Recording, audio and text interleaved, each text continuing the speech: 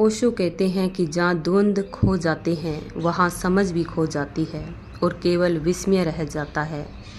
समझ चलती है तब तक जब तक द्वंद्व को अलग अलग करके हम रखते हैं। जहाँ एक हो जाती है दोनों बातें वहाँ समझ खो जाती है। और यह जो नासमझी है, समझ के खो जाने पर जो आती है, इस नासमझी को ज्ञान कहा है।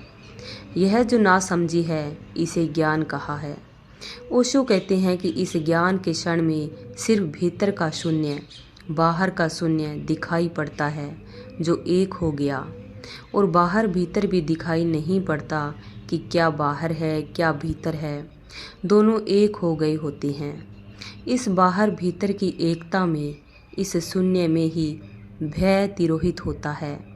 तो अर्जुन कह रहा है कि सभी भयभीत हो रही हैं। आपका यह रूप देखकर सभी विस्मित हो गए।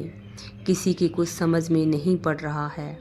इसलिए जहाँ द्वंद्व खो जाते हैं वहाँ समझ खो जाती है, बाहर भीतर एक हो जाते हैं।